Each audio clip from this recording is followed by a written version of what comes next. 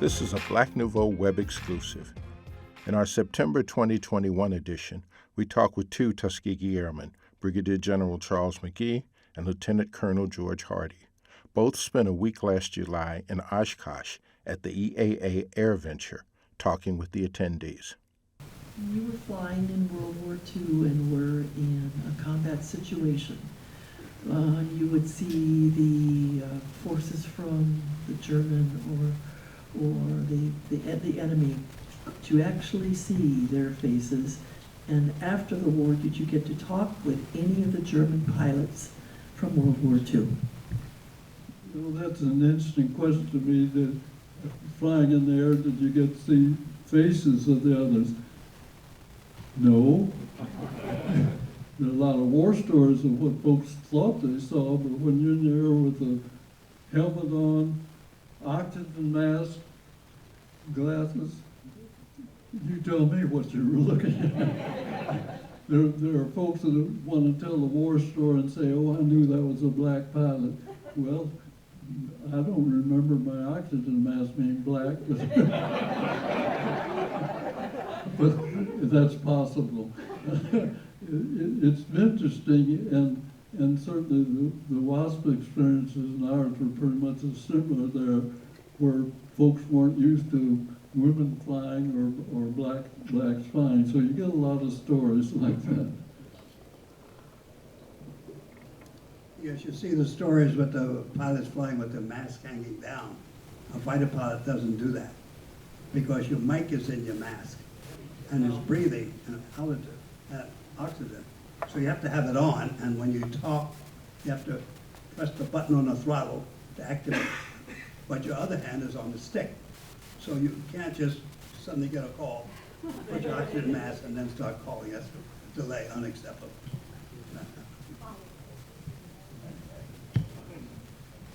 Colonel or General, can you tell the folks that don't know the record of the Red Tails? What was their statistics in World War II? Well, the record that most people talk about has been, for a while it was they never lost a bomber.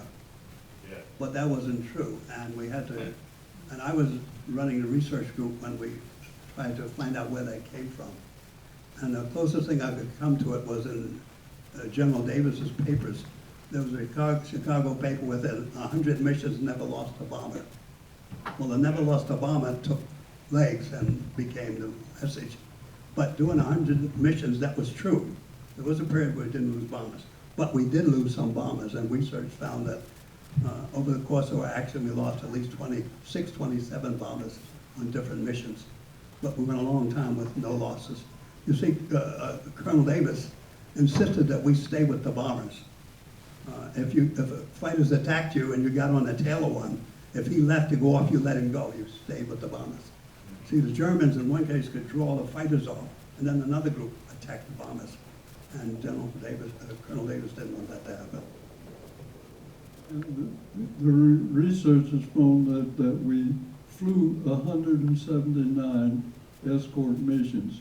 There were losses only on 100, no losses over 172 missions. So on 7 missions, there were losses, but the record of the 332nd Fighter Group was the best of all of the fighter squadrons that were doing escort work. Also participating virtually in the discussion was Nell Bright, one of the 1,000 or so women who graduated into the Women Air Force Service Pilots, the WASP. Their story, like that of the Tuskegee Airmen, received little notice until decades after their service. Did you know how to fly before you applied for the WASP program? Yes, we had to have our private license. When I went in, I was in the 7th class, and when I went in, I had my private license and 75 hours flying.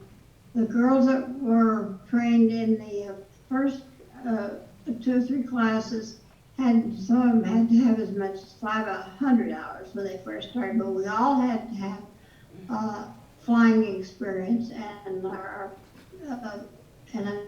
until probably the last few classes, we all had to have at least a private license.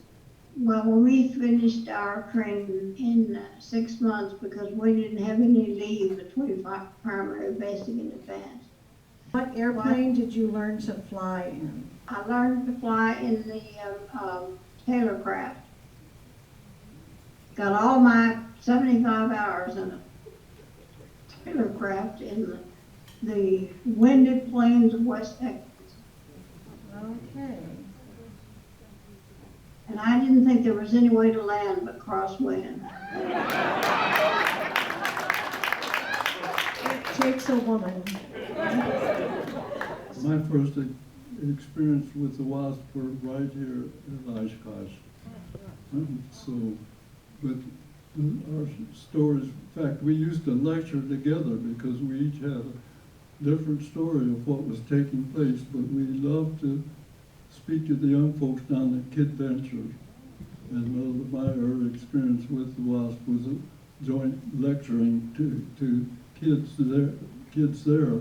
But sometimes I say, I think they adopted me because we've shared so much since that time in our stories and learned what they went through.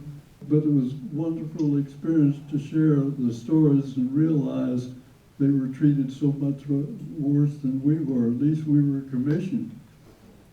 And we didn't have to pay for a loss or our way home if you got out of the service.